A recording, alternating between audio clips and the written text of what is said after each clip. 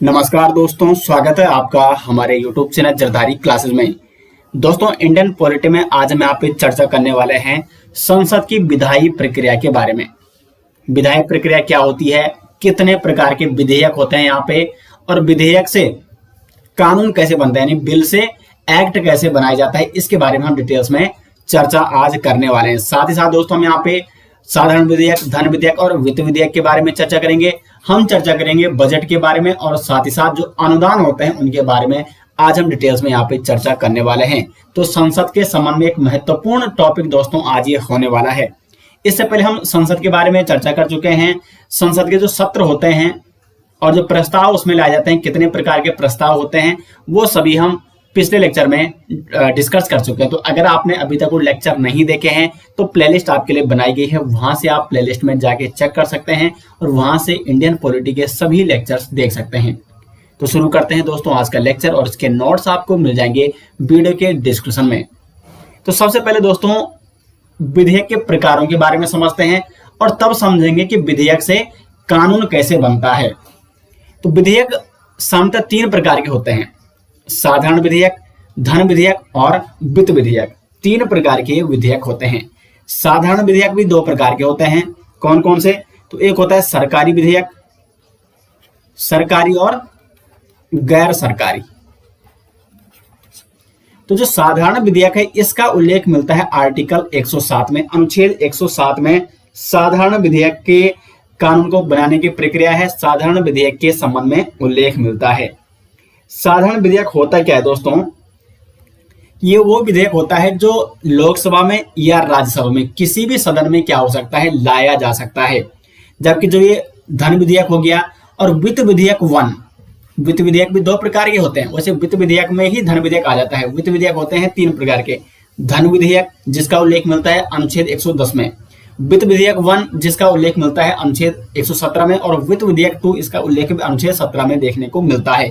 तो जो वित्त विधेयक 1 है और ये धन विधेयक है, ये केवल कहाँ लाए जाते हैं? लोकसभा में लाए जाते हैं। जबकि जो साधारण विधेयक है ये किसी भी सदन में लाया जा सकता है। और वित्त विधेयक जो 2 है इसके बारे में अभी हम आगे चर्चा करेंगे, जब मैं आपको वित्त विधेयक के बारे में इसी लेक्चर में बताऊंगा। तो वित्त विधेयक 2 वाला जो विधेयक है वो भी आपका किसी भी सदन में पारित किया जा सकता है। तो साधारण विधेयक जो कि या तो लोकसभा में पारित किया जाएगा या राज्यसभा में। तो यहां तक तो आप डिफरेंस समझ गए होंगे कि साधारण विधेयक और धन विधेयक ये केवल लोकसभा में लाया जाएगा और वित्त विधेयक या 1 ये भी केवल लोकसभा में लाया जाएगा। अब जो ये साधारण विधेयक के दो प्रकार के होते हैं, सरकारी और गैर सरकारी। सरकारी जो साधारण विधेयक है ये क्या होता है? ये केवल सरकारी मंत्रियों द्वारा, जो सरकार के मंत्री हैं, तो मंत्रियों द्वारा जो विधेयक लाया जाएगा, क्योंकि अधिकांशतः जो विधेयक लाए जाते हैं सरकार के जो विधेयक लाए जाते हैं वो मंत्रियों के द्वारा ही लाए जाते हैं। तो जो मंत्रियों के द्वारा विधेयक लाए जाएंगे उन्हें कहा जाएगा सरकारी विधेयक। जबकि जो मंत्रियों के अलावा अन्य सदस्यों द्वारा, अन्य सदस्य, अभी अन्य सदस्य ये विपक्षी पार्टी के हो सकते हैं, और जो पार्टी अभी रूलिंग पार्टी है, जो पार्टी भी सरकार में है, उसके सदस्य जो मंत्री नहीं है वो जो भी विधेयक लाएंगे वो गैर सरकारी विधेयक कहलाएगा। तो सरकारी विधेयक केवल कौन कहलाते हैं? जो सरकार में मंत्री हैं। बाकी अगर सरकार के जिस पार्टी के भी सरकार है उसके जो अन्य सदस्य हैं जो मंत्री नहीं हैं, अगर वो अन्य सदस्य कोई विधेयक लाते हैं तो उस विधेयक को कहा जाएगा गैर सरकारी विधेयक। तो उम्मीद करते हैं कि साधारण विधेयक के दोनों टाइप, सरकारी विधेयक और गैर सरकारी विधेयक, आप यहाँ पे समझ गए होंगे। और अनुच्छेद 107 में उल्लेख मिलता है कि जो ये साधारण विधेयक है ये संसद के किसी भी सदन में, लोकसभा में या राज्यसभा में लाया जा सकता है, आरंभ किया जा सकता है। तो ये तो हो गए साधारण विधेयक की बात। अब हम पहले समझते हैं, अभी हम इसके बारे में डिटेल चर्चा करेंगे कि साधारण विधेयक को कानून बनाने की प्रक्रिया क्या होती है। लेकिन उससे पहले हम नॉर्मली बात करते हैं कि जो विधेयक होता है, जो बिल होता है, उसको एक्ट कैसे बनाया जाता है।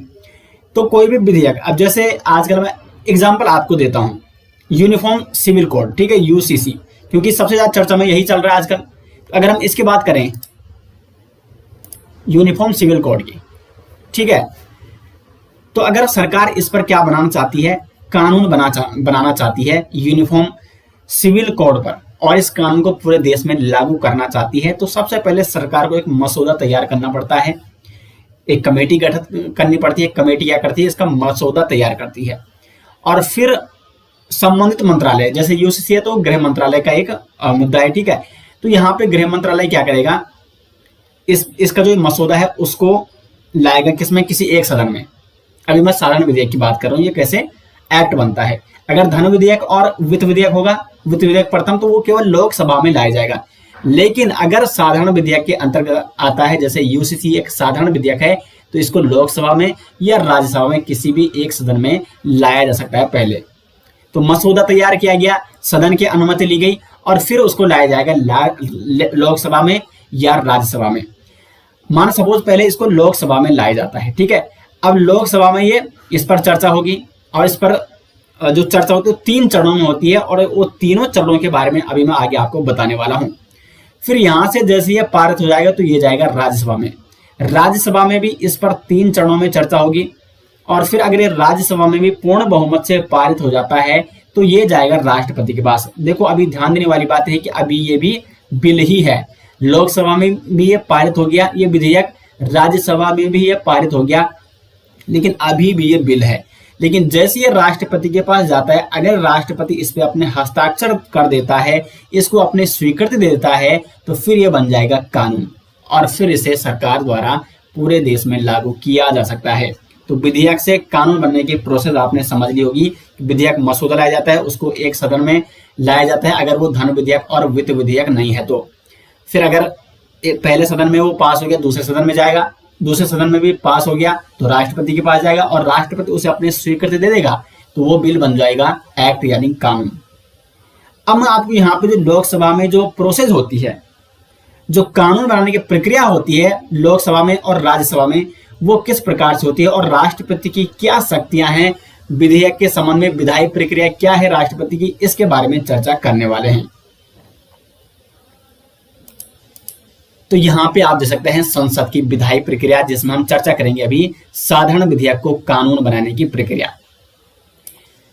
देखो कानून चाहे वो धन विधेयक है, चाहे वो वित्त विधेयक प्रथम है, चाहे वो साधारण विधेयक है, दोनों ही कानून बनाने की प्रक्रिया एक ही है। लेकिन वित्त विधेयक और धन विधेयक के मामले में थोड़ा सा अंतर ये आता है कि उनको पहले लोकसभा में ही लाया जाएगा, ठीक है। तो उनके बारे में अभी हम आगे डिटेल्स में आपको बताऊंगा कि उनकी प्रोसेस क्या है। पहले हम सिंपल से एक साधारण विधेयक की बात करते हैं। जैसे एक अगर मैंने आपको एग्जांपल दिया जो चर्चा में आजकल विषय यूसीसी यानी यूनिफॉर्म सिविल कोड। तो सबसे पहले क्या होगा, प्रथम चरण देखिए आप, प्रथम चरण में क्या होगा, विधेयक का ड्राफ्ट यानी प्रारूप तैयार किया जाएगा। प्रथम चरण में क्या होगा, प्रारूप तैयार करना यानी ड्राफ्ट तैयार करना। लेकिन ड्राफ्ट तैयार करने के साथ साथ सदन को अग्रिम सूचना देनी पड़ेगी कि हम यूसीसी पर क्या ला रहे हैं, बिल ला रहे हैं, या हम किसी अन्य विषय पर जो हम सरकार का कोई विषय है जिस पर सरकार कुछ करना चाहती है, तो उस पर सरकार क्या ला रही है, बिल ला रही है और सदन से अनुमति लेनी पड़ती है, ठीक है। तो सदन से भी अनुमति ले रही और साथ ही साथ ये राजपत्र में प्रकाशित किया जाता है, जो गजट होता है जिसमें जो वीकली आता है उसमें सरकार संबंधी जो भी विषय होते हैं वो उसमें प्रकाशित किए जाते हैं। तो राजपत्र में या गजट में ये प्रकाशित किया जाता है। तो प्रथम चरण में क्या क्या होता है, ड्राफ्ट यानी जो विधेयक होता है, जो बिल होता है, उसका ड्राफ्ट या प्रारूप तैयार किया जाता है। सदन से अनुमति ली जाती है कि हम सदन में क्या कर रहे हैं, एक विधेयक या एक बिल ला रहे हैं और राजपत्र में उसको प्रकाशित कर दिया जाता है। तो ये तो है प्रथम चरण। दूसरे चरण में क्या होगा, फिर ये लाया जाएगा किसमें, अब सपोज मैं इसको बोल रहा हूं, वैसे तो ये लोकसभा में ऑब्लिक या राज्यसभा में लाया जा सकता है, ठीक है। तो सपोज मैं यहाँ पे पहले किस में ला दिया है, लोकसभा में इसको लाया गया है, तो लोकसभा में लाया जाएगा। लोकसभा में इसको पहले तो प्रस्तुत किया जाएगा और फिर विस्तार से चर्चा इसमें की जाएगी। अब विस्तार से अगर चर्चा की जाएगी तो सबसे पहले क्या होगा, जो संबंधित मंत्री है, जैसे यूसीसी है तो यूसीसी पर गृह मंत्रालय यानी गृह मंत्री, तो प्रस्तुत करने वाला मंत्री अथवा जो सदस्य होगा वो विधेयक के शीर्षक को पढ़ने के पश्चात संक्षिप्त वो भाषण देता है उस पर कि इससे क्या क्या फायदे होंगे, इससे देश में किस प्रकार के परिवर्तन आएंगे, और जिससे वो विधेयक के महत्वपूर्ण बिंदुओं पर वो चर्चा करता है। और उसके बाद इस विधेयक की जो प्रतियां होंगी, वो कॉपियां होंगी, अन्य सदस्यों को वितरित की जाती हैं ताकि वो भी इस पर एक बार देख लें, उसको पढ़ लें एक बार, ठीक है। और उसके बाद होगी विस्तार से चर्चा। तो द्वितीय चरण में होता है प्रथम वाचन या प्रथम जो चर्चा होगी विस्तार से, वो द्वितीय चरण में की जाती है। प्रथम चरण में किसी भी प्रकार की चर्चा नहीं होती है। प्रथम चरण में केवल ड्राफ्ट बनाया जाएगा, सदन से अनुमति ली जाएगी और उसको राजपत्र में प्रकाशित किया जाएगा। द्वितीय चरण में होगी प्रथम वाचन और इसमें विस्तार से चर्चा होगी। अब चर्चा होगी, कई मंत्रियों ने अपनी राय दी, कई सदस्यों ने अपनी इसमें राय दे दी है, और फिर ये जाएगा समिति अवस्था में। अब समिति अवस्था में, यानी समिति अवस्था क्या होती है, ये जाता है प्रवर समिति अथवा संयुक्त प्रवर समिति को इसको सौंपा जाता है। क्योंकि जब विस्तार में चर्चा होगी तो कुछ कमियां भी निकल के आएगी। अगर सदस्यों ने कहा कि इसमें ये सुधार करने की आवश्यकता है, कुछ ने अपने सजेशन इसमें दे दिए है, तो फिर ये जाएगा, ये विधेयक प्रवर समिति को इसको सौंपा जाएगा। प्रवर समिति विधेयक पर गहन विचार करेगी और उसमें जो आवश्यकता अनुसार संशोधन करने होंगे, जो सजेशन मिले हैं अन्य सदस्यों के द्वारा, उस पर वो क्या करेगी, कुछ परिवर्तन करेगी। लेकिन मूल ढांचे, जो मूल स्वरूप है उसका, उसमें वो परिवर्तन नहीं करेगी। फिर जब समिति ने भी अपनी रिपोर्ट दे दी और फाइनली फिर संशोधित करके, अगर उसमें कुछ संशोधन करने थे तो संशोधित करके फिर उसी सदन में उसको लाया जाएगा, जिसे कहा जाएगा तृतीय चरण। और तृतीय चरण में क्या होगी, अंतिम चर्चा होगी। अब जो तृतीय चरण की अंतिम चर्चा है, इसमें या तो इसे स्वीकार किया जाएगा या तो इसे अस्वीकार करने के संबंध में चर्चा होगी। अगर स्वीकार किया जाएगा यानी मतदान होगा, सिंपल सी बात यह है कि अंतिम चर्चा होगी और उसके बाद इसमें मतलब अब कोई भी संशोधन करने का वो नहीं रह गया है। संशोधन अगर करना है तो जो ये द्वितीय चरण में विस्तार चर्चा की गई है, इसी में सजेशन देना है, और अगर उसमें कुछ सुधार करने की आवश्यकता है तो फिर उसको समिति को भेजा जाता है। समिति ने कुछ उसमें सुधार किए, उसके बाद फिर आया उसी सदन में, लोकसभा में ही, और यहाँ पे अंतिम चर्चा होगी। और अंतिम चर्चा केवल किस पर होगी, या तो अब इसे स्वीकार किया जाए या तो इसे अस्वीकार किया जाए, यानी क्या होगा, मतदान होगा। अब अगर पारित नहीं हो पाए तब तो यहीं पे ही क्या हो जाएगा, समाप्त हो जाएगा। लेकिन अगर ये लोकसभा में, मैंने अभी एग्जांपल बताया कि केवल अगर सपोज इसको फर्स्ट मतलब पहले इसको लोकसभा में पारित किया गया है, ठीक है, वैसे राज्यसभा में हो सकता है, ठीक है, या मैं इसको कहता हूं पहले सदन में। तो सपोज पहले सदन में ये बिल क्या हो गया, पारित हो गया है। अब ये जाएगा दूसरे सदन में, और दूसरे सदन में भी यही प्रोसेस चलेगी। दूसरे सदन में भी इसको लाया जाएगा, विस्तार से इसमें चर्चा की जाएगी, इसमें मतदान किया जाएगा। अब दूसरे सदन के पास इस विधेयक के संबंध में कौन कौन से विकल्प हैं, माना ये पहले लोकसभा में लाया गया और अब ये किसमें है, राज्यसभा में है। तो राज्यसभा के पास या दूसरे सदन के पास कौन कौन सा विकल्प है यहाँ पे, एक तो इस विधेयक को पारित कर दे, विधेयक को पारित कर दे और फिर ये जाएगा सीधे राष्ट्रपति के पास, अगर ये विधेयक पारित हो गया। दूसरा क्या विकल्प है इनके पास, विधेयक को पूर्णतः अस्वीकार कर दे,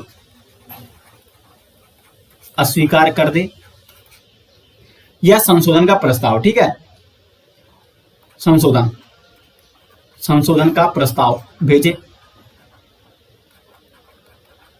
भेजे, और तीसरा क्या विकल्प है इनके पास, वो है 6 माह तक निर्णय ना दे। तो इस प्रकार से या तो पारित कर दे, या तो अस्वीकार कर दे, या संशोधन का प्रस्ताव दे, या तो 6 माह तक इस पर कोई भी निर्णय ना दे। अब यहाँ पे अगर पहली कंडीशन हो गई कि पारित कर दिया दूसरे सदन में भी ये बहुमत से पारित हो चुका है, तो फिर अभी भी ये बिल ही है, यानी अधिनियम है, और फिर ये अधिनियम या जो ये विधेयक है ये जाएगा किसके पास, राष्ट्रपति के पास। राष्ट्रपति के पास भी इसके संबंध में कुछ शक्तियां होती हैं। वो क्या शक्तियां होती हैं, तो राष्ट्रपति के पास भी 3 शक्तियां हैं। पहली क्या है, स्वीकृति दे दे। दूसरी क्या है, विधेयक को रोक सकता है, यानी वीटो पावर इस्तेमाल, विधेयक को रोकना, यानी वीटो पावर का इस्तेमाल करना। ये हम आपको राष्ट्रपति की शक्तियों में पहले ही बता चुका हूं मैं। या तो पुनर्विचार के लिए लौटा दे, पुनर्विचार के लिए, लेकिन पुनर्विचार के लिए अगर लौटा दे और अगर लोकसभा में अगर जैसे मतलब सदन में वापस आ गया विधेयक और सदन ने उसमें संशोधन कर दिया या संशोधन नहीं भी किया और पुनः वो राष्ट्रपति के पास पहुंच गया, तो राष्ट्रपति को अब इसे दोबारा स्वीकृति देनी ही होगी। तो राष्ट्रपति के पास केवल एक बार ये शक्ति है कि वो पुनर्विचार के लिए उस विधेयक को लौटा दे, ठीक है। तो राष्ट्रपति ने जैसे इसको स्वीकृति दे दी तो ये विधेयक अब बन चुका है कानून। तो ये तो है यहाँ पे पूरी प्रोसेस मैंने आपको बता दी है साधारण विधेयक के संबंध में। अब कई बार क्या होता है कि दोनों सदनों में आपस में क्या हो जाता है, गतिरोध उत्पन्न हो जाता है। अगर कोई विधेयक लाया गया है तो उस पर दोनों सदनों की अलग अलग राय है, दोनों सदनों में क्या हो गया, गतिरोध उत्पन्न हो चुका है। तो फिर इसमें क्या होगा, अब इसको समझते हैं। तो अगर दोनों सदनों में गतिरोध उत्पन्न हो गया है इस विधेयक के संबंध में, तो फिर बुलाया जाएगा संयुक्त अधिवेशन। संयुक्त अधिवेशन, संयुक्त अधिवेशन का जो उल्लेख मिलता है अनुच्छेद 108 में, लेकिन संयुक्त अधिवेशन के संचालन के जो नियम है, संयुक्त अधिवेशन के संचालन के नियम वो मिलते हैं अनुच्छेद 118 में। देखो, संयुक्त अधिवेशन का उल्लेख है अनुच्छेद 108 में, लेकिन इसके संचालन के नियम है 118 में। तो ये महत्वपूर्ण आर्टिकल है, इसलिए मैंने आर्टिकल भी यहाँ पे आपको बता दिया है। संयुक्त अधिवेशन क्यों बुलाया जाता है, अगर संसद के दोनों सदनों के मध्य गतिरोध उत्पन्न हो गया तो उसके समाधान के लिए राष्ट्रपति के द्वारा संयुक्त अधिवेशन बुलाया जाता है। तो कौन बुलाता है इसको, राष्ट्रपति के द्वारा, राष्ट्रपति के द्वारा बुलाया जाता है।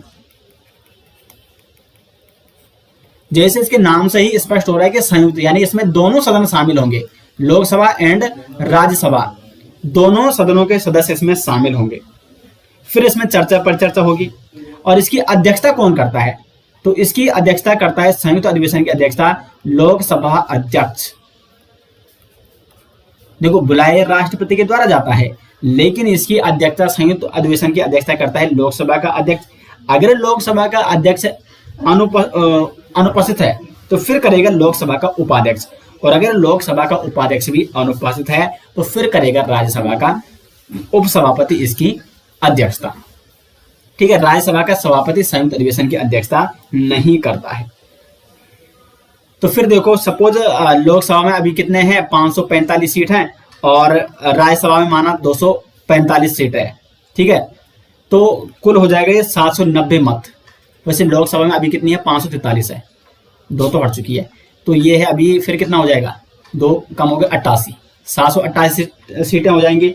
788 कुल क्या हो जाएंगे, वोट हो जाएंगे। फिर मत पड़ेगा, और अगर इसमें बराबरी मत पड़ जाती है, मत बराबर की स्थिति में फिर क्या होगा, अध्यक्ष निर्णायक मत देता है। मत बराबर अगर हो गया तो अध्यक्ष कौन है, जैसे लोकसभा का अध्यक्ष अगर उसकी अध्यक्षता कर रहा है तो वो निर्णायक मत इसमें देता है। तो इसकी अध्यक्षता कौन करता है, लोकसभा अध्यक्ष करता है। बुलाया किसके द्वारा जाता है, राष्ट्रपति के द्वारा बुलाया जाता है। क्यों बुलाया जाता है, अगर संसद के दोनों सदनों के मध्य यानी लोकसभा और राज्यसभा के मध्य गतिरोध उत्पन्न हो गया तो राष्ट्रपति के द्वारा ज्वाइंट सेशन यानी संयुक्त अधिवेशन बुलाया जाता है। तो उम्मीद करते हैं कि जो विधेयक की जो ये विधायी प्रक्रिया है, विधेयक को कानून बनाने की प्रक्रिया है, ये आप डिटेल्स में अब समझ गए होंगे। अब हम आगे बढ़ते हैं और महत्वपूर्ण टॉपिक धन विधेयक, वित्त विधेयक और वित्त विधेयक 2 ये क्या है, इनमें क्या अंतर है, और इसको हम यहाँ पे डिटेल्स में चर्चा करेंगे। वैसे संयुक्त अधिवेशन की अगर बात करें तो ये अभी तक 3 बार बुलाया गया है। दहेज प्रतिषेध विधेयक 1959 में, जो कि 1961 में बुलाया गया था, प्रधानमंत्री नेहरू थे समय। चलो मैं आपको नोट करा देता हूं यहाँ पे, संयुक्त अधिवेशन कब कब बुलाया गया, दहेज प्रतिषेध विधेयक के मामले में ये था 1959, और बुलाया कब गया 1961 में। ठीक है, इसका नाम था दहेज प्रतिषेध विधेयक 1959, और इस समय प्रधानमंत्री कौन थे, नेहरू। नंबर 2 है बैंकिंग सेवा आयोग के संबंध में, बैंकिंग सेवा आयोग, इस मामले में 1978 में जब प्रधानमंत्री कौन थे, मोरारजी देसाई, तो इस समय भी संयुक्त अधिवेशन बुलाया गया था। और तीसरा था आतंकवाद निरोधक अध्यादेश, आतंकवाद निरोधक अध्यादेश, ये बुलाया गया था 2002 में, जब अटल बिहारी वाजपेयी जी क्या थे, प्रधानमंत्री थे। तो 3 बार अभी तक संयुक्त अधिवेशन बुलाया गया है। तो आगे हम चर्चा करते हैं संसद की जो अन्य विधेयक, हमने अभी तक साधारण विधेयक के बारे में चर्चा की, और चर्चा की कि कैसे एक साधारण विधेयक कानून बन जाता है। धन विधेयक की भी वही प्रोसेस है, वित्त विधेयक 1 की भी वही प्रोसेस है, लेकिन अंतर क्या है इसमें केवल लोकसभा में ही पेश किए जाते हैं। जो ये 2 है ना, प्रोसेस वही है, लेकिन अंतर सिर्फ ये है कि जो साधारण विधेयक है या जो वित्त विधेयक 2 है, इनको तो किसी भी सदन में पेश किया जा सकता है, लोकसभा में पेश करो या राज्यसभा में पेश करो, लेकिन जो धन विधेयक है और वित्त विधेयक प्रथम है, इसको केवल लोकसभा में ही पेश किया जा सकता है और राज्यसभा इसे अस्वीकार नहीं कर सकती, और साथ साथ इनको पेश करने के लिए राष्ट्रपति की पूर्वानुमति लेनी पड़ती है। तो ये अंतर है, इसलिए मैंने यहाँ पे स्पष्ट भी किया हुआ है। तो पहले धन विधेयक के बारे में चर्चा करेंगे। धन विधेयक का उल्लेख मिलता है अनुच्छेद 110 में। अनुच्छेद 110 में धन विधेयक को परिभाषित किया गया है, लेकिन धन विधेयक के संबंध में जो विशेष प्रक्रिया है, ये जो प्रक्रियाएं हैं, इसका उल्लेख इसमें मिलता है आर्टिकल 109 में। धन विधेयक की परिभाषा है 110 में। अब धन विधेयक कौन है कौन नहीं है, इसकी परिभाषा मिलती है अनुच्छेद 10 में। धन विधेयक कौन कौन है, जैसे टैक्स संबंधी मामले, टैक्स लगाना, इसको समाप्त करना, इसमें परिवर्तन करना या करों का विनिमय करना, उनका रेगुलेशन करना, भारत सरकार द्वारा जो धन उधार लिया जाता है, ये भी धन विधेयक के संबंध में आता है। भारत की संचित निधि हो गया, आकस्मिक निधि हो गया, इसमें जमा करना या धन को निकालना, ये भी धन विधेयक के अंतर्गत ही आता है। तो इसका उल्लेख मिलता है अनुच्छेद 110 में। लेकिन धन विधेयक के बारे में जो विशेष प्रक्रिया है, उसका उल्लेख मिलता है अनुच्छेद 109 में। क्या है विशेष प्रक्रिया? तो एक तो धन विधेयक को राष्ट्रपति की पूर्वानुमति से प्रस्तुत किया जाता है, तो इसलिए धन विधेयक को राष्ट्रपति पुनर्विचार के लिए नहीं लौटाता, क्योंकि देखो धन विधेयक को सबसे पहले राष्ट्रपति की पूर्वानुमति ली जा चुकी है कि हम धन विधेयक लाने वाले हैं, यानी राष्ट्रपति ने उसको अपनी पूर्वानुमति पहले ही दे दी है, तभी तो वो लाया गया है। तब उसको लाया जाएगा लोकसभा में, क्योंकि धन विधेयक को केवल लोकसभा में ही पेश किया जाता है पहले, ठीक है। अगर ये लाया जाएगा तो इसको पहले राज्यसभा में नहीं पेश किया जाएगा, बल्कि इसको पहले लोकसभा में ही पेश किया जाता है हमेशा। उसके बाद ये जाएगा राज्यसभा में, और राज्यसभा इसे अस्वीकार नहीं कर सकती है। राज्यसभा को 14 दिन का समय दिया जाता है, या तो इसमें ये कुछ सिफारिश करे, लेकिन फिर वो लोकसभा का मामला है, उस सिफारिश को माने या ना माने। और साथ साथ अगर राज्यसभा इसको 14 दिन के अंतर्गत, यानी इसको समय दिया गया है 14 दिन का, अगर ये 14 दिन के अंतर्गत इसको पारित करे या ना करे, फिर भी ये पारित ही माना जाएगा। 14 दिन के बाद ये अपने आप ही पारित माना जाएगा, अगर इसको राज्यसभा 14 दिन में पारित नहीं भी करती है। तो इसमें धन विधेयक के मामले में ज्यादा पावर किसके पास है? लोकसभा के पास है। और इस पर संयुक्त अधिवेशन भी नहीं बुलाया जा सकता है, क्योंकि गतिरोध का तो सवाल ही नहीं होता। अगर राज्यसभा इसमें गतिरोध भी करती है, इसको पारित नहीं करती है, तो 14 दिन में अपने आप ही क्या हो जाएगा? पारित हो जाएगा। अगर इसको लोकसभा ने पारित कर दिया है तो फिर ये जाएगा राष्ट्रपति के पास, और राष्ट्रपति इसे पुनर्विचार के लिए भी नहीं लौटा सकता, क्योंकि राष्ट्रपति की इसको पहले ही पूर्वानुमति मिल चुकी है। तो ये तो है धन विधेयक के बारे में कुछ महत्वपूर्ण बातें। अब बात करते हैं वित्त विधेयक के बारे में। अब देखो एक और चीज मैं आपको बता दूं, ये धन विधेयक भी वित्त विधेयक में ही आता है। तो वित्त विधेयक ये समझना भी जरूरी है, कई बार प्रश्न यहां से बन सकता है। वित्त विधेयक यानी फाइनेंस जो बिल है, ये 3 प्रकार के हैं। इसमें धन विधेयक भी आ रहा है,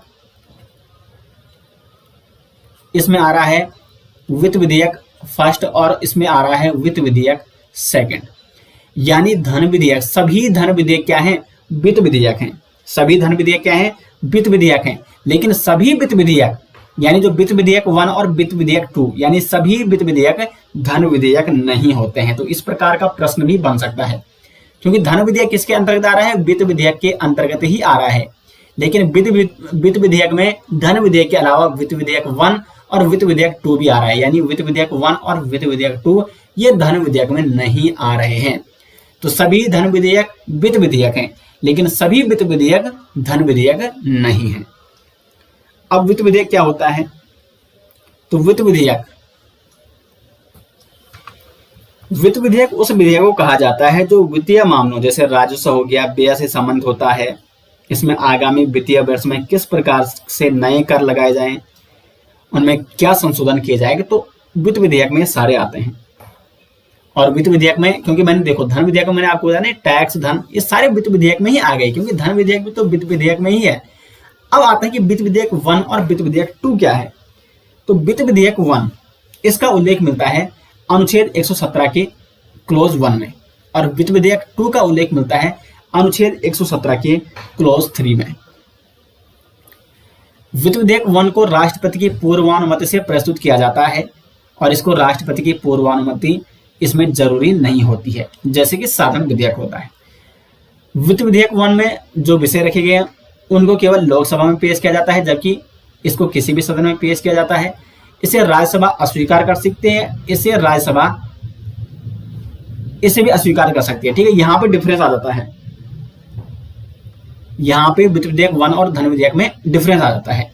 धन विधेयक को राज्यसभा अस्वीकार नहीं कर सकती है, लेकिन वित्त विधेयक 1 और वित्त विधेयक 2 को राज्यसभा अस्वीकार कर सकती है, और इसमें संयुक्त अधिवेशन बुलाया जा सकता है। इसमें भी संयुक्त अधिवेशन बुलाया जा सकता है, लेकिन धन विधेयक में संयुक्त अधिवेशन नहीं बुलाया जा सकता। तो प्रश्न बन सकता है कि ऐसा कौन सा विधेयक है जिसमें संयुक्त अधिवेशन को नहीं बुलाया जा सकता है, या जिसे राज्यसभा अस्वीकार नहीं कर सकती है, तो वो है आपका धन विधेयक। तो उम्मीद करते हैं कि यहां तक आपको स्पष्ट रूप से सारी चीजें समझ में आ गई होंगी। अब हम आगे बढ़ते हैं और बात करते हैं कुछ अन्य आर्टिकल्स के बारे में। अभी तक हमने चर्चा की अनुच्छेद 109 के बारे में, 110 के बारे में हमने चर्चा कर दी है। उसके बाद हमने संयुक्त अधिवेशन के बारे में 108 के बारे में चर्चा की, और 117 के क्लोज 1 और क्लोज 3 जिसमें वित्त विधेयक 1 और वित्त विधेयक 2 हैं, उनके बारे में हमने अभी तक चर्चा कर दी है। संसद में किस प्रकार से विधेयक कानून में बदलता है, विधेयक से कानून कैसे बनाया जाता है, उसकी जो संसद में प्रोसेस होती है, प्रथम चरण, द्वितीय चरण, तृतीय चरण, इसके बारे में अभी तक हमने चर्चा की है। अब हम चर्चा करते हैं कुछ अन्य आर्टिकल्स के बारे में, और आज ये पार्लियामेंट वाला टॉपिक यानी संसद वाला टॉपिक कंप्लीट हो जाएगा, और नेक्स्ट लेक्चर में हम आपको सुप्रीम कोर्ट के बारे में मैं चर्चा करूंगा आपसे, ठीक है, उच्चतम न्यायालय के बारे में। तो अनुच्छेद 112 है यहाँ पे, ये क्या है, ये है बजट के बारे में। वार्षिक वित्तीय विवरण, बजट किसे कहा जाता है, वार्षिक वित्तीय विवरण को बजट कहा जाता है। अनुच्छेद 112 में उल्लेख मिलता है इसका, यानी प्रत्येक आगामी वित्तीय वर्ष के लिए राष्ट्रपति की ओर से वित्त मंत्री देश के आय और व्यय का वार्षिक विवरण बजट के रूप में प्रस्तुत करता है, तो इसे कहा जाता है वार्षिक वित्तीय विवरण। और ये केवल किसमें प्रस्तुत किया जाएगा, लोकसभा में प्रस्तुत किया जाएगा। तो प्रश्न बन सकता है कि बजट कौन से सदन में प्रस्तुत किया जाता है, पहले तो लोकसभा में प्रस्तुत किया जाता है। इसमें बजट भाषण भी दिया जाता है, जिसमें अनुमानित आय, व्यय या बजट के बारे में उसमें क्या क्या विशेषताएं हैं वो बताया जाता है वित्त मंत्री के द्वारा। ठीक है, तो बजट का उल्लेख किसमें मिलता है, अनुच्छेद 112 में। उसके बाद अनुच्छेद 113 क्या है, तो संसद के प्राक्कलन संबंधी प्रक्रियाएं, ये यहाँ पे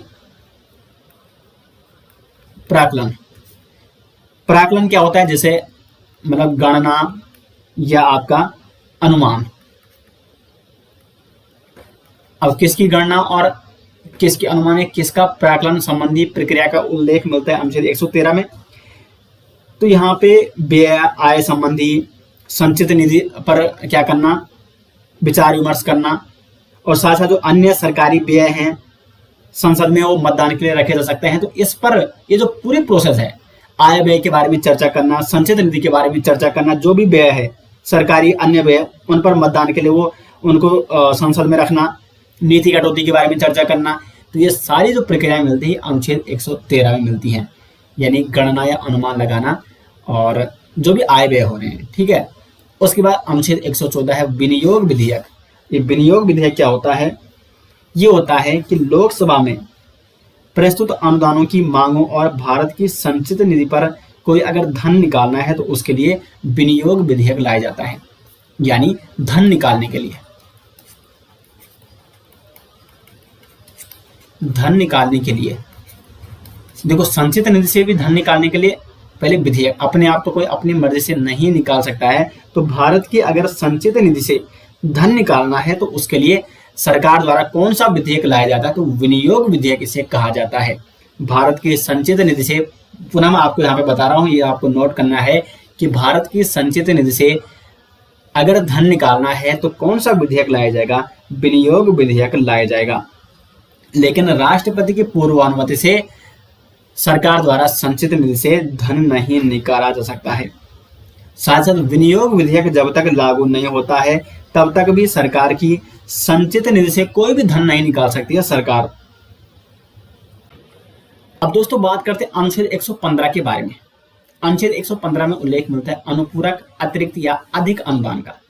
देखो क्या होता है, विनियोग विधेयक के बारे में आपको बता चुका हूं कि अगर जो संचित निधि है भारत सरकार, जो भारत की संचित निधि से अगर उससे सरकार को पैसा निकालना है तो सरकार को पहले विनियोग विधेयक लाना पड़ेगा। ठीक है, जैसे ये पारित हो जाएगा उसके बाद सरकार पैसे निकाल सकती है। अब आता है अनुपूरक, अतिरिक्त या अधिक अनुदान। तो ये अनुपूरक या अतिरिक्त या अधिक अनुदान क्या होता है इसके बारे में चर्चा करेंगे। अनुपूरक जो अनुदान होता है ये होता है उस वित्तीय वर्ष में किसी कार्य के लिए राशि कम पड़ जाना, यानी उसी वित्तीय वर्ष में राशि कम पड़ जाना किसी कार्य के लिए। जैसे अभी क्या चल रहा है 2023 में सरकार ने सोचा कि हम 1000 किलोमीटर सड़क बनाएंगे और सरकार ने परिवहन मंत्रालय को 500 करोड़ दे दिए ये 1000 किलोमीटर सड़क बनाने के लिए। लेकिन देखो क्या होता है, समय के साथ साथ कौन जाने उसके रेट बढ़ जाए, जो सामान होता है जो इसमें यूज होगा मटेरियल उसके रेट बढ़ जाए, और ये 1000 किलोमीटर सड़क बनाने के लिए 500 करोड़ पूरे नहीं हो रहे हैं, सारे खर्च हो गए और अभी भी इसमें सड़क ये नहीं बन पाई है। तो फिर सरकार किस प्रकार का अनुदान मांगेगी? अनुपूरक अनुदान, यानी उसी वित्तीय वर्ष में अगर कार्य करने के लिए राशि कम पड़ जाती है, यानी उसी वित्तीय वर्ष में 1000 किलोमीटर सड़क बनानी थी, 500 करोड़ रुपए दिए थे लेकिन वो कम पड़ चुके हैं, अगर और रुपए चाहिए अब उसी वित्तीय वर्ष से संबंधित काम करने के लिए, तो सरकार को मांगना पड़ता है अनुपूरक अनुदान। तो इसे क्या कहते हैं? अनुपूरक अनुदान। लेकिन अगर पिछले किसी काम के लिए पिछले वित्तीय वर्ष की सेवा के संबंध में व्यय अगर कम पड़ जाए और अतिरिक्त राशि की आवश्यकता है तो फिर इस अतिरिक्त राशि को चालू वित्तीय वर्ष से लेने के लिए, अनुदान लेने के लिए कौन सा अनुदान लाना पड़ता है? मांगना पड़ता है अतिरिक्त या अधिक अनुदान। तो अतिरिक्त या अधिक अनुदान कब मांगना पड़ता है? पिछले किसी कार्य के लिए, इस वित्तीय जो चालू वित्तीय वर्ष है, ठीक है, तो इस वित्तीय वर्ष में अनुदान मांगना, अनुदान तो वो क्या कहलाता है? अतिरिक्त या अधिक अनुदान। यानी जैसे सरकार ने पिछले 2022 में कुछ योजनाएं लागू की होंगी और वो योजनाएं लागू करने के लिए जितने पैसे जारी किए अगर वो कम पड़ चुके हैं तो फिर पिछले कार्यों को करने के लिए इस वित्तीय वर्ष में, चालू वित्तीय वर्ष में जो अनुदान मांगा जाता है उसे कहते हैं अतिरिक्त या अधिक अनुदान। उसके बाद आता है आर्टिकल 116 लेखानुदान, प्रत्यानुदान और अपवानुदान। ये क्या होता है तो इसके बारे में चर्चा करते हैं। तो लेखानुदान होता है किसी विशेष परिस्थिति में यदि बजट की प्रक्रिया पूरी नहीं हुई है, ठीक है, अभी बजट की प्रोसेस चल रही है, लेकिन जब बजट की प्रोसेस चल रही है तो उस बीच जो पैसे की आवश्यकता पड़ती है सरकार को, तो अगर बजट की प्रक्रिया पूरी नहीं हुई है तो संसद सरकार को वित्तीय कामकाज को निपटाने के लिए जो धन प्रदान करती है उसे कहा जाता है लेखानुदान बजट के समय। ठीक है, बजट की प्रक्रिया के समय या किसी कारण से बजट जारी होने में देर लग चुका है तो सरकार को तो काम करने के लिए पैसा चाहिए, तो फिर संसद के द्वारा जो सरकार को अनुदान दिया जाता है उसे कहा जाता है लेखानुदान। उसके बाद प्रत्यानुदान क्या होता है? तो अगर सरकार को किसी सेवा के लिए शीघ्र आवश्यकता है पैसों की, शीघ्र आवश्यकता है अनुदान की, तो लोकसभा द्वारा कार्यपालिका को यानी सरकार को जो अनुदान दिया जाता है उसे कहा जाता है प्रत्यानुदान, यानी किसी शीघ्र आवश्यकता के लिए, और इसे ब्लैक चेक भी कहा जाता है प्रत्यानुदान को। और एक है अपवादानुदान। तो ये क्या होता है? यानी अब देख कोई अपवाद जैसे विषय, अपवाद का मतलब होता है कोई विशेष, तो अगर विशेष प्रावधान के लिए सरकार को अनुदान चाहिए तो उसे कहा जाता है अपवादानुदान। तो लेखानुदान हो गया, अगर बजट की प्रक्रिया चल रही है उस भी सरकार को कार्य करने के लिए जो अनुदान दिया जाता है उसे लेखानुदान कहते हैं। प्रत्यानुदान, सरकार को धन की शीघ्र आवश्यकता है उसके लिए जो अनुदान दिया जाता है उसे प्रत्यानुदान कहते हैं। और किसी विशेष प्रयोजन के लिए सरकार को जो अनुदान दिया जाता है उसे अपवादानुदान कहते हैं। तो ये तो हो गया अनुच्छेद 116। और उसके बाद अनुच्छेद 117 के बारे में आपको बता चुका हूं, जिसमें धन विधेयक 1 और धन विधेयक वित्त विधेयक के बारे में चर्चा मिलती है। 117 में, आर्टिकल 117 में क्या चर्चा मिलती है? वित्त विधेयक के बारे में, वित्त विधेयक 1 और 2 के बारे में इसमें चर्चा मिलती है। आर्टिकल 118 में क्या चर्चा मिलती है? 118 में संसद की कार्यवाही के बारे में, कार्यवाही और साथ ही साथ संयुक्त अधिवेशन के जो नियम है, संयुक्त अधिवेशन के संचालन के नियम, इनके बारे में उल्लेख मिलता है आर्टिकल 118 में। आर्टिकल 119 में क्या है? तो यह है संसद में वित्तीय कार्य संबंधी प्रक्रिया का विधि द्वारा विनिमय। यानी संसद को अधिकार है कि वित्तीय प्रक्रिया को समय पर पूरा करने के लिए विधियां वो नियम बना सकती है। तो कुल मिला के ये भी आपका संबंध है वित्तीय कार्य संबंधी नियम, वित्तीय कार्य संबंधी विधि बनाने का अधिकार, विधि बनाने का अधिकार ये किसे है? ये है संसद को।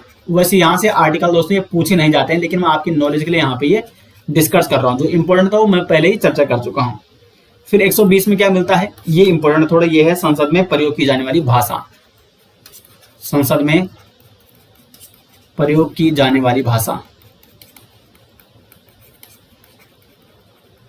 और ये आपकी कौन हो सकती है? ये हो सकती है हिंदी या अंग्रेजी। उसके बाद आर्टिकल 121 से ये है संसद में चर्चा पर प्रबंध। तो संसद में किस चीज की चर्चा नहीं हो सकती है, इसके बारे में उल्लेख यहाँ पे दिया गया है कि संसद में चर्चा पर प्रतिबंध। तो किसकी चर्चा में प्रतिबंध लगाया गया है? सुप्रीम कोर्ट एवं हाई कोर्ट में क्या हो रहा है? सुप्रीम कोर्ट और हाई कोर्ट के न्यायाधीशों के बारे में उनको हटाए जाने के अलावा कोई भी चर्चा संसद में नहीं होगी। उनको हटाए जाने की चर्चा हो सकती है, लेकिन अन्य कोई चर्चा सुप्रीम कोर्ट और हाई कोर्ट के न्यायालयों के बारे में या वहां पर क्या चल रहा है इसके बारे में चर्चा नहीं होगी संसद में। क्योंकि संविधान निर्माताओं ने ये सोच समझ के रखा था कि हम कार्यपालिका को, न्यायपालिका को और विधायक को, तीनों को अलग अलग रखने का यहाँ पे प्रयास करेंगे। सरकार से न्यायपालिका को बिल्कुल अलग रखने का यहाँ पे प्रावधान किया इन्होंने। और 122 में क्या है? तो ये है न्याय, देखो संसद में चर्चा पर प्रतिबंध है, किसकी चर्चा पर? सुप्रीम कोर्ट और हाई कोर्ट की चर्चा पर। वहीं फिर 122 में उल्लेख मिलता है न्यायालयों द्वारा संसद की कार्यवाहियों की जांच नहीं की जाएगी। यानी संसद में क्या चल रहा है उसकी जांच न्यायपालिका नहीं कर सकती है। तो दोनों के लिए प्रावधान है। तो यहाँ पे 122 तक आर्टिकल ये कंप्लीट हो चुके हैं और 123 से हम चर्चा अब आगे करने वाले हैं नेक्स्ट लेक्चर में।